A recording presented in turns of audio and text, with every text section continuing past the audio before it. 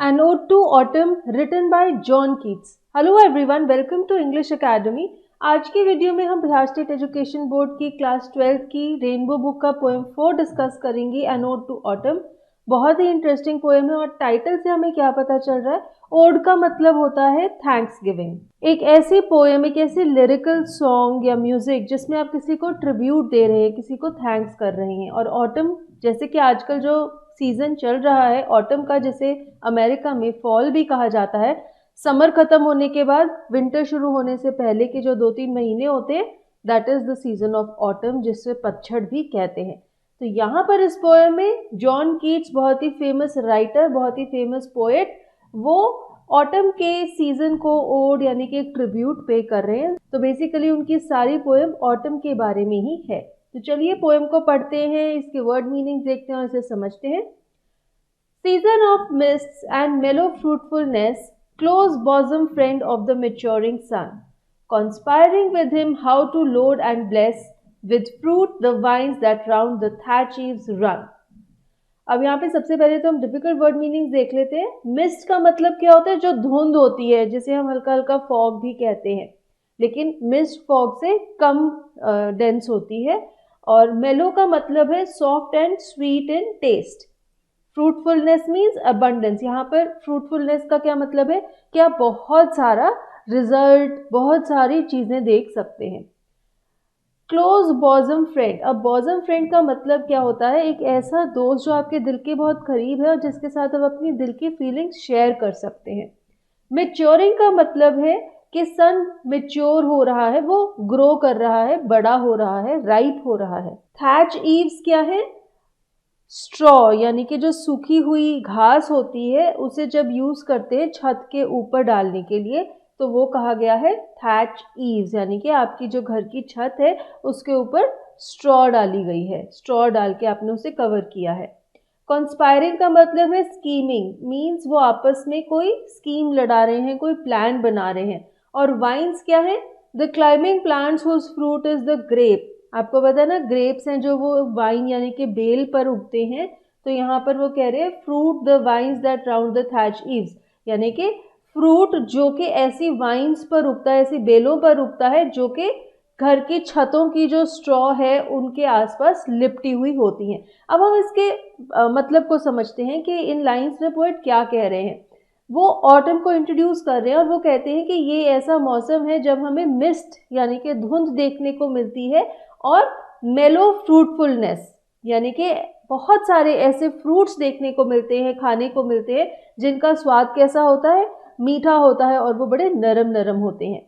फिर वो कहते हैं कि ये जो मौसम है ये मैच्योरिंग सन का बहुत ही क्लोज दोस्त है।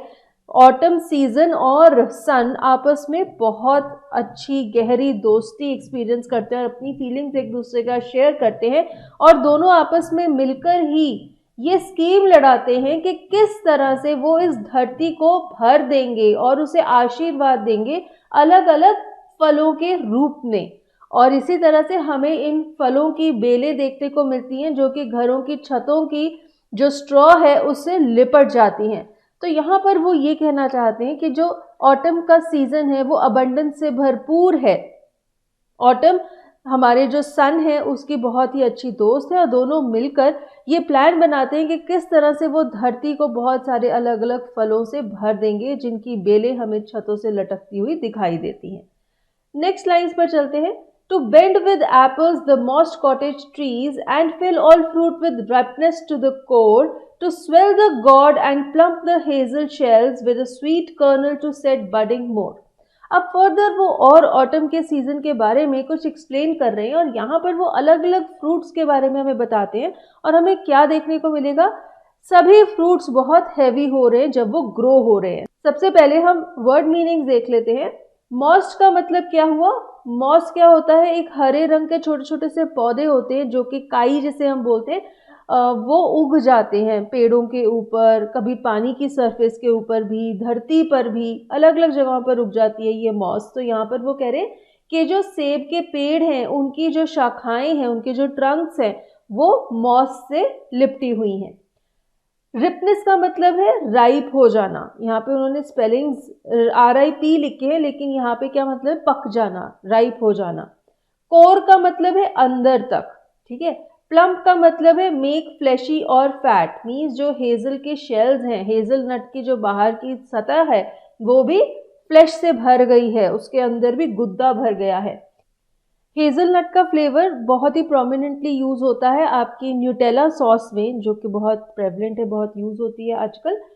और कर्नल का मतलब होता है जो सीड होता है किसी चीज़ का, यानी कि उसका अंदरूनी हिस्सा, किसी भी नट का जो इनर पार्ट होता है उसे कर्नल कहते हैं। तो इन लाइंस में जॉन कीट्स कह रहे हैं कि जो मॉस से भरे हुए, मॉस से लिपटे हुए सेब के पेड़ हैं, उनकी शाखाएं आगे की तरफ झुकी हुई हैं क्योंकि वो बड़े बड़े सेबों से लदे हुए हैं।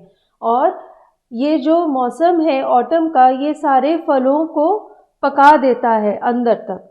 फिर वो कहते हैं कि जो गॉड है, गॉड क्या होती है, जो अपने ये सब्जियां होती है ना, करेला, घिया, तोरी, ये सब गॉड फैमिली की हैं।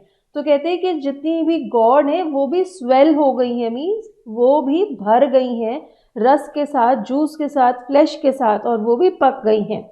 और इसी तरह जो हेज़ल नट के शेल्स हैं वो भी प्लम्प हो गए हैं, उनमें भी और ज़्यादा मांस और गुद्दा भर गया है।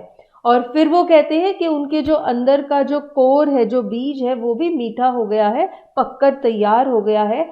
और उससे क्या हो रहा है कि वो सब चीज़ें तैयार हो गई हैं खाने के लिए। तो ऑटम सीजन में इस तरह से आपको बहुत सारी चीज़ें तैयार मिल जाती हैं कंजम्पशन के लिए।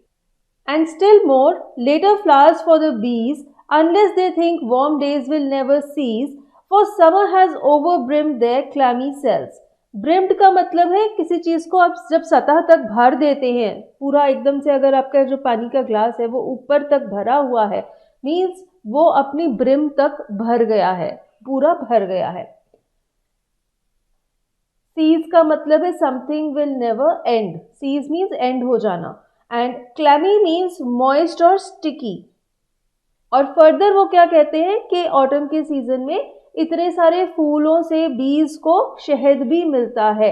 ये जो बीज हैं उन्हें पहले तो ये लगता था कि अब जो समर है वो कभी ख़त्म नहीं होगी, लेकिन फिर उन्हें रियलाइज़ हो जाता है फूलों को देखकर कि अब समर ख़त्म हो गई है, क्योंकि जो समर सीजन था उसमें क्या था, उनके जितने भी सेल्स यानी कि उनके जो बी हाइव्स थे वो बहुत ज़्यादा स्टिकी और मॉइस्ट हो गए थे गर्मी की वजह से।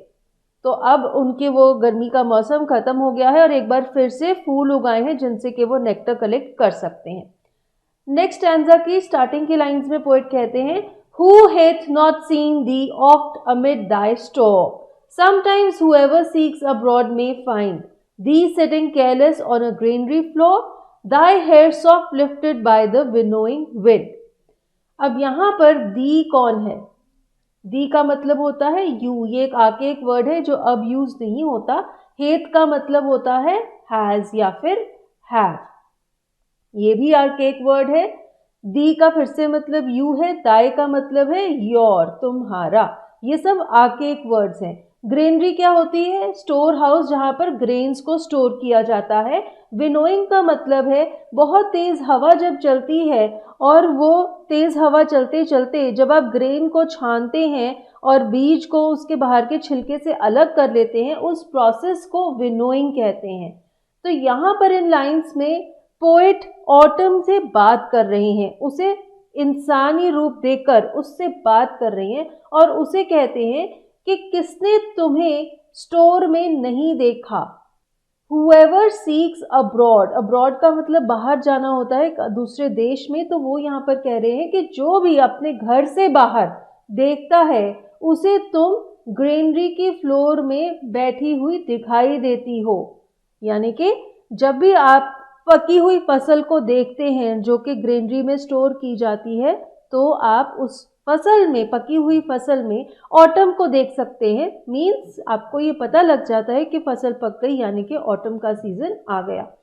फिर वो कहते हैं तुम्हारे बाल हल्के हल्के से उठ जाते हैं जब हवा चलती है, विनोइंग विंड चलती है, यानी कि वो तेज हवा चलती है जिसमें कि हम ग्रेन्स को छानते हैं, उनको उनके छिलकों से अलग करते हैं।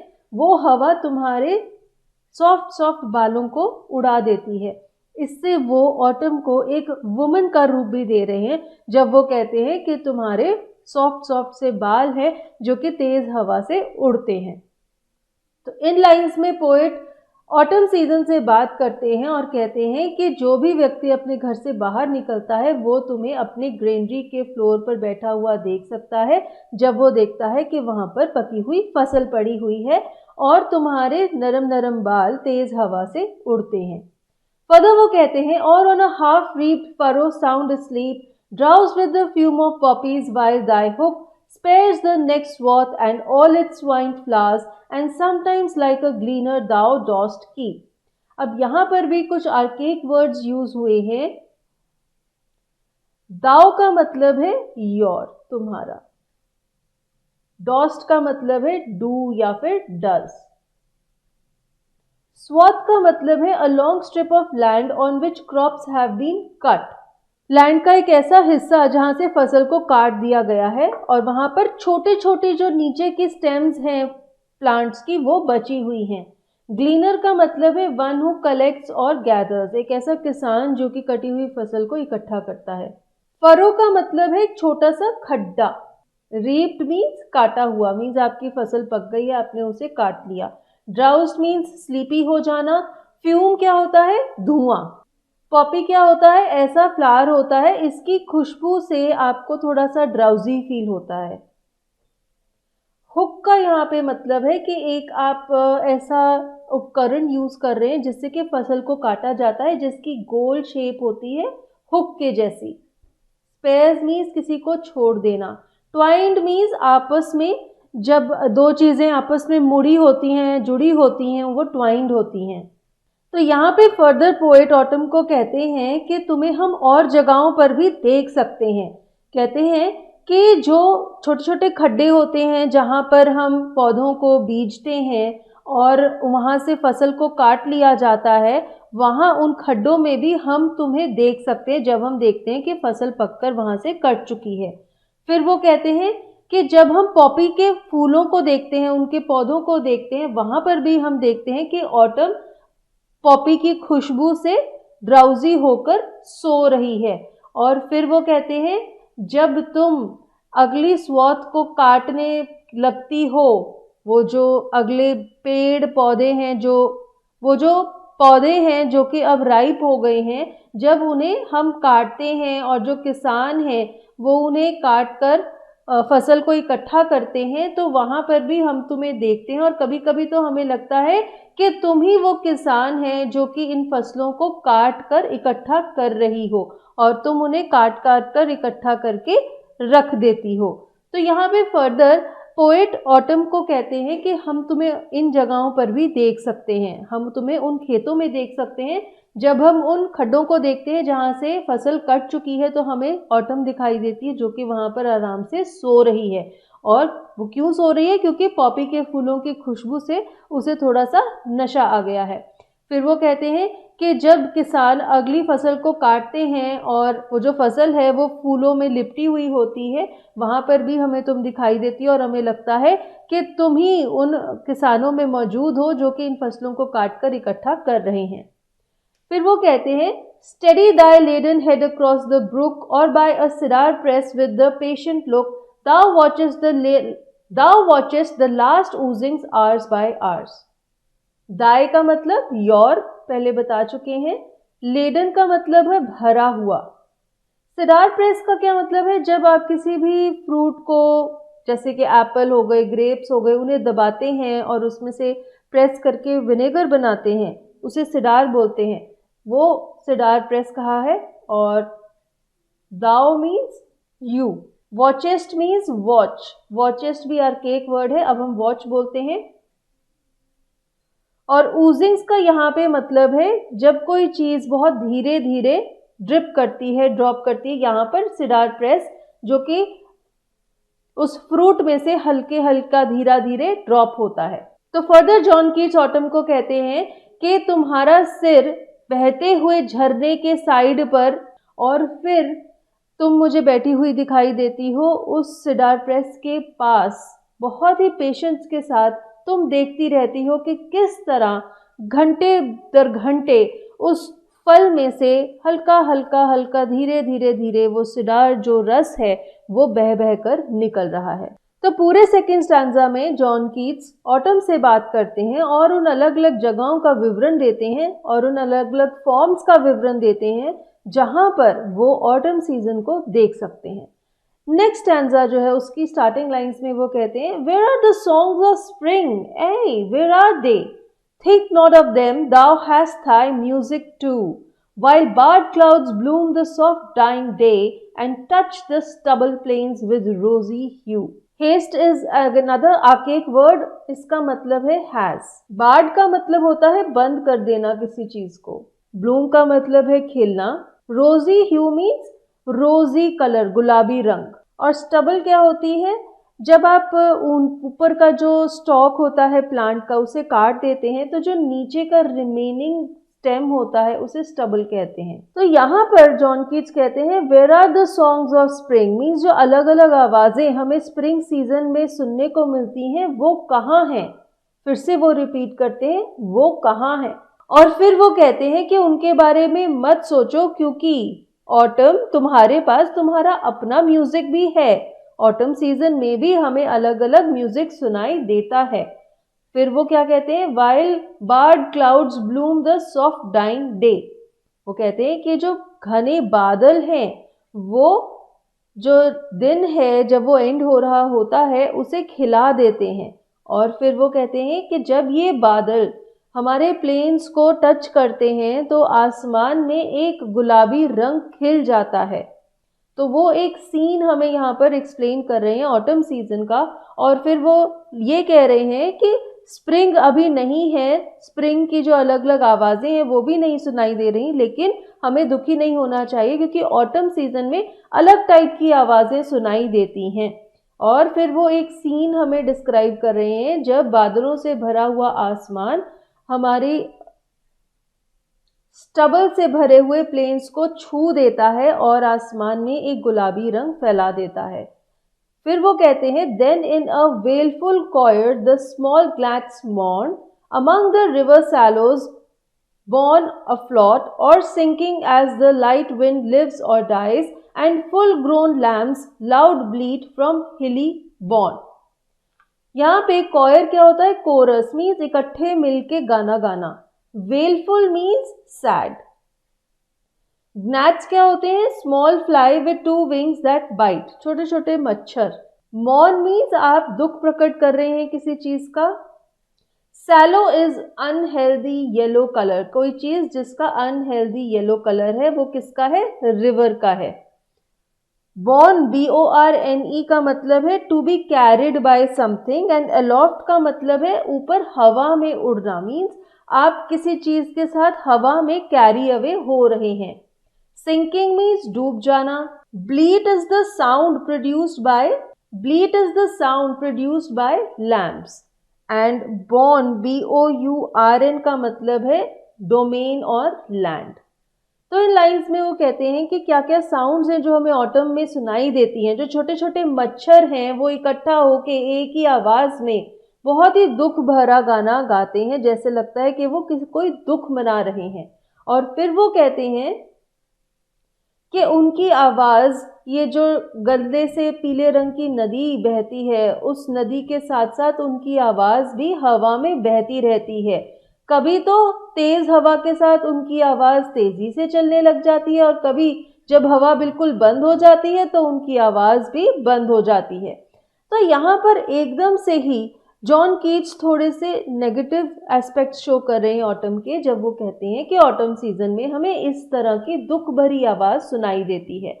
और फिर वो कहते हैं कि जो बहुत बड़े बड़े लैम्स भी हैं, लैम्स क्या होते हैं, बड़ी बकरी, उनकी भी आवाज़ें सुनाई देती हैं और ऐसे लगता है कि वो भी बहुत दुखी हैं, पहाड़ी इलाकों में इस तरह से उनकी भी ब्लीट करने की आवाज़ें सुनाई देती हैं। नेक्स्ट लाइन्स में वो कहते हैं hedge cricket sing and now with treble soft the red breast whistles from a garden croft and gathering swallows twitter in the skies. तो यहाँ पर फर्दर फिर से 3 प्लेजेंट साउंड्स वो बताते हैं जो कि ऑटम सीजन में हमें सुनाई देती हैं। हेज क्रिकेट्स क्या होते हैं, brown green pink insects which make shrill noise in the Bush. यहाँ पर आप देख सकते हैं ये क्रिकेट है और ये गाना गाता है। ट्रेबल क्या होती है, उसकी जो गाने की सॉफ्टनेस है वो 3 गुना सॉफ्ट है। ट्रेबल मीन्स 3 टाइम्स, तो वो बहुत ही सॉफ्ट आवाज प्रोड्यूस करते हैं। फिर वो कहते हैं जो रेड ब्रेस्ट है, रेड ब्रेस्ट क्या होती है, रॉबिन नाम की जो बर्ड होती है, कहते हैं उसकी भी विसल करने की आवाज गार्डन क्रॉफ्ट से सुनाई देती है। क्रॉफ्ट क्या होता है, छोटा सा खेत। और फिर वो कहती हैं जितनी भी स्वॉलो बर्ड्स होती हैं वो भी इकट्ठे हो जाती हैं और आसमान में एक दूसरे के साथ बातें करती हैं। ट्विटर का मतलब होता है जब 2 चिड़िया आपस में बातें करती हैं।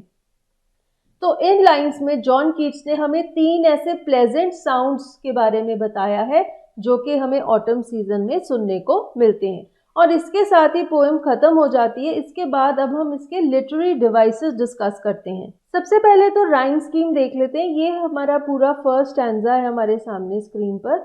इसकी राइम स्कीम है A B C D C सी ई।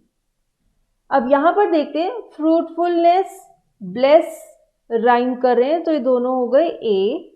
सन और रन राइम कर रहे हैं, ये हो गए बी। उसके बाद आगे चलते हैं, ट्रीज बीज और सीज, ये तीनों राइम कर रहे हैं, ये हो गए सी। उसके बाद कोर और मोर राइम कर रहे हैं, ये हो गए डी। शेल्स और सेल्स राइम कर रहे हैं, ये हो गए ई। तो राइम स्कीम क्या बन गई, ए बी सी डी सी सी ई। अब फिर यहाँ पे हमें एक और लिटरेरी डिवाइस देखने को मिलता है, एंजैबमेंट। एंजैबमेंट होता है जब एक ही सेंटेंस नेक्स्ट लाइन में कंटिन्यू होता है। जैसे यहाँ देखिए, conspiring with him how to load and bless with fruit the vines that round the thatch eaves. तो जब कोई भी सेंटेंस नेक्स्ट लाइन में कंटिन्यू होता है और उसके एंड में कोई पंक्चुएशन मार्क नहीं है तो उसे हम एंजैबमेंट का डिवाइस कहते हैं।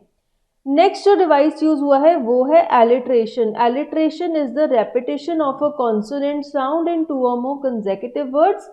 यहाँ पे देखिए मिस मेलो, दोनों म साउंड से शुरू हो रहे हैं, ये है एलिट्रेशन। हिम हाउ में ह साउंड शुरू हो रहा है दोनों वर्ड्स में, ये भी एलिट्रेशन है। यहाँ देखिए दैट द थैचीज, ये तीनों वर्ड्स द साउंड से शुरू हो रहे हैं, दिस इज ऑल्सो एलिट्रेशन। फिर हमें यहाँ पर एजोनेंस और कॉन्सोनेंस भी मिलती है। एजोनेंस होता है the prominence of a vowel sound और कॉन्सोनेंस होता है the prominence of a consonant sound. अब अगर आप लाइन 3 को ध्यान से देखें तो इसमें ओ साउंड बहुत प्रोमिनेंट है। Conspiring with him how to load, तो यहाँ पर ओ साउंड प्रोमिनेंट है यानी कि एजोनेंस है। नेक्स्ट लाइन में कॉन्सोनेंस है, यहाँ पर द साउंड बहुत प्रोमिनेंट है। with the vines that round the thatched eaves runs। Next line में भी हमें कॉन्सोनेंस दिखती है, ट साउंड बहुत प्रोमिनेंट है। To bend with apples the mossed cottage trees. Next line में एजोनेंस है, आई साउंड बहुत प्रोमिनेंट है। Fill all fruit with ripeness. अब हम नेक्स्ट आंसर पर चलते हैं। नेक्स्ट आंसर की राइम स्कीम देखते हैं। इसकी राइम स्कीम है A B C D E. Store और फ्लोर राइम कर रहे हैं, ये हो गए ए। फाइंड और विंड राइम कर रहे हैं, ये हो गए बी। एस्लीप और कीप राइम कर रहे हैं, ये हो गए सी। हुक ब्रुक लुक, ये तीनों राइम कर रहे हैं, ये हो गए डी। फ्लावर्स और आर्स राइम कर रहे हैं, ये हो गए ई। तो राइम स्कीम बनी A B C D E. Next यहाँ पर भी एलिट्रेशन देखने को मिल रही है। विनोइंग विंड में व साउंड से स्टार्ट हो रहे हैं दोनों वर्ड्स। और सेकेंड लाइन में एंजैबमेंट भी है, बिना किसी पंक्चुएशन मार्क के नेक्स्ट लाइन में कंटिन्यू हो रहा है। यहाँ पर भी एंजैबमेंट है, यहाँ पर भी एंजैबमेंट है। और फिर हमें यहाँ पर सिमिली भी देखने को मिलती है। इस लाइन में देखिए, and sometimes like a gleaner thou dost keep, यानी कि वो कह रहे हैं कि कभी कभी एक किसान की तरह तुम भी। तो यहाँ पर एक ऑटम सीजन को एक किसान के साथ, one who gathers and collects, उसके साथ कंपेयर किया जा रहा है। और फिर हमें यहाँ पर इमेजरी भी देखने को मिलती है। जब यहाँ पर पोएट कहते हैं कि तुम्हारे नरम नरम बाल तेज हवा से उड़ते हैं, हम इसे सीन को इमेजिन कर सकते हैं। और बहुत सारी जगहों पर हम इमेजिन कर सकते हैं उन सीन्स को कि यहाँ पर देखिए ब्रुक के किनारे वो अपना सिर रख कर लेटी हुई है, और इस तरह से आप इमेजिन कर सकते हैं जब सीन्स को, तो वो बन जाती है विजुअल इमेजरी। अब यहाँ पर हमें पर्सोनिफिकेशन भी देखने को मिलती है। किसे पर्सोनिफाई किया गया है?